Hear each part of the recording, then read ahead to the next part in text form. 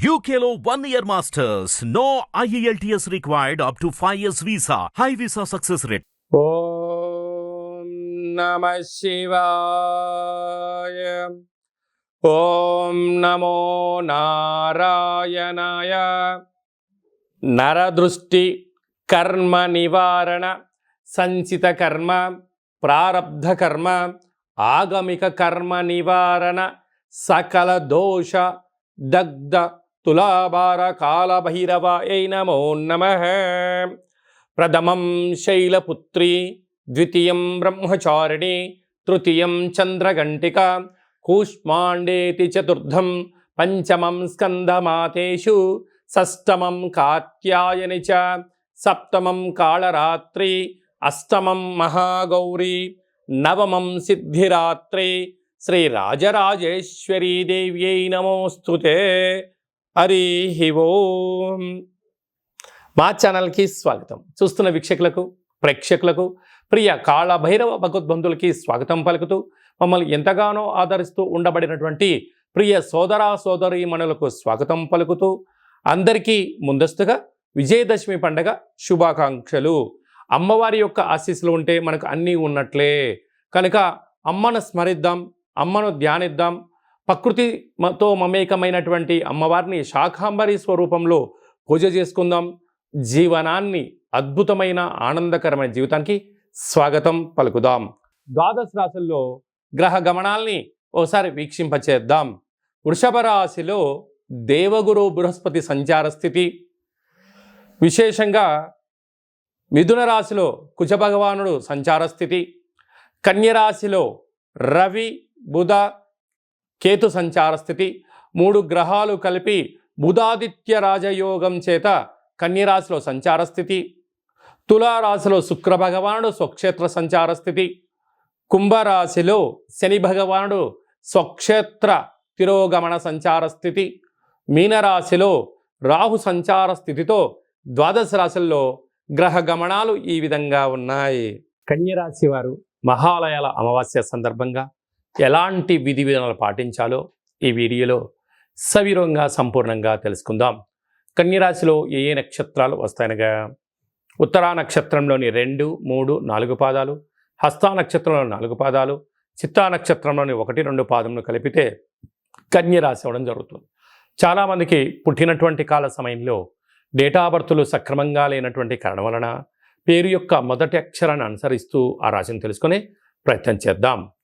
To, పా, P, పు, ష, అణ, ఠ, పే, పో అక్షరాల వారందరూ కన్యరాశి జాతకులే.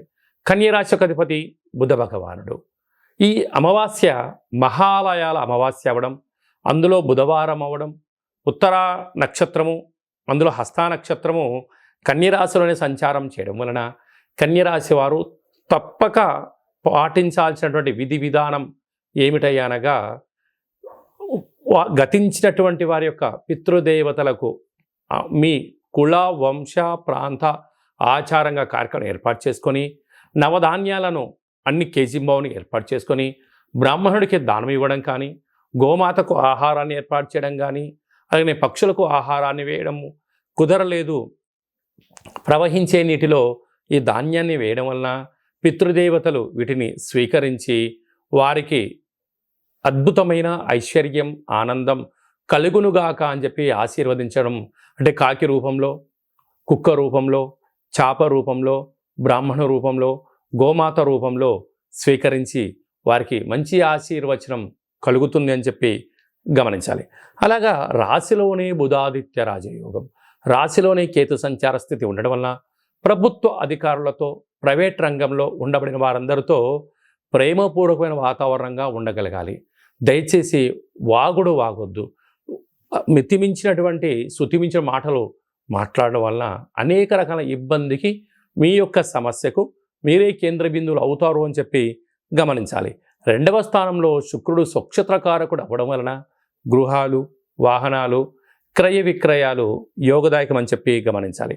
6వ స్థానంలో శని భగవానుడు సంచారం చేయడం వలన కొద్దిపాటి ఆందోళన, రుణ సమస్య, శత్రు సమస్య, రోగ సమస్య, నిద్రలేని రాత్రులు గడిపే పరిస్థితి చాలా అధికంగా ఉంటుందని చెప్పి గమనించాలి.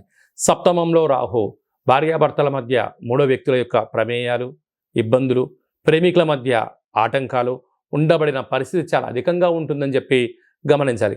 భాగ్యస్థానంలో దేవగురు బృహస్పతి సంచారం చేయడం వలన అన్యోన్యత, గురు యొక్క ఆశీర్వచనం, తల్లిదండ్రుల యొక్క సేవ, ఆధ్యాత్మికత, తీర్థయాత్ర కార్యక్రమాలలో ధర్మ మార్గాన్ని అనుసరించగలిగితే మంచి కాలము అని చెప్పి గమనించాలి.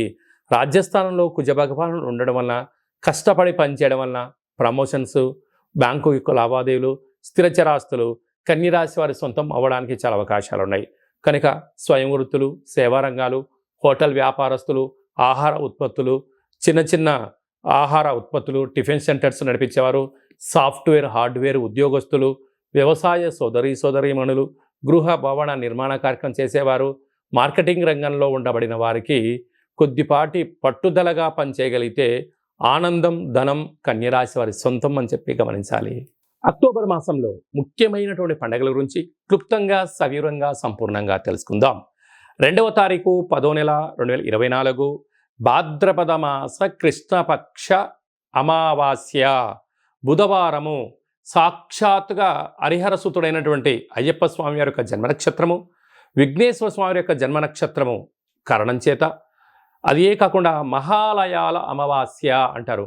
అంటే మనకు బహుళపక్షము ప్రారంభం అయినప్పటి నుండి అమావాస్య వరకు గతంలో గతించినటువంటి మన పెద్దలు వారు ఏ తిథి రోజైతే పరమపదింపజేశారో, లేకుంటే ఏ రోజైతే పరమపదింపజేశారో మనము ఆ రోజును గుర్తుపెట్టుకొని వారికి స్వయంపాక కార్యక్రమాలను, మన సనాతన సాంప్రదాయము, మన ఆచార వ్యవహారాలు, ప్రాంతాలను బట్టి వాళ్ళను పెద్దవాళ్ళను తృప్తిపరచడం కోసం ఏమే కార్యక్రమాలు చేస్తామో చేయాలి.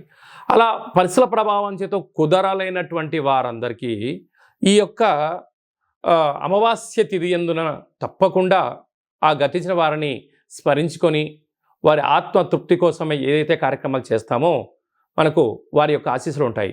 అలాగనే బ్రాహ్మణుడికి కానీ స్వయంపాకం దానం ఇవ్వడము, గోమాతకు పచ్చడి గడ్డిని, తౌడు లాంటివి ఏర్పాటు చేయడము, పక్షులకు అనగా కాకులకు ప్రత్యేకంగా అన్నం వండి వాళ్ళ పేరు మీద ఏర్పాటు చేయడము, బీదలకు ఆహారాన్ని ఏర్పాటు చేయడము, శునకపు మహారాజులకు అనగా కుక్కలకు దానం చేయడం వలన గతించిన వారు ఆ రూపంలో వచ్చి వారు స్వీకరించి మనల్ని ఆశీర్వదించి వెళ్తారు అనేటువంటిది సనాతన ధర్మం చెప్తుంది. కనుక మనం అందరము కూడా గతించిన వారిని స్మరిద్దాం, వారి యొక్క ఆశీస్సులు పొందుదాం.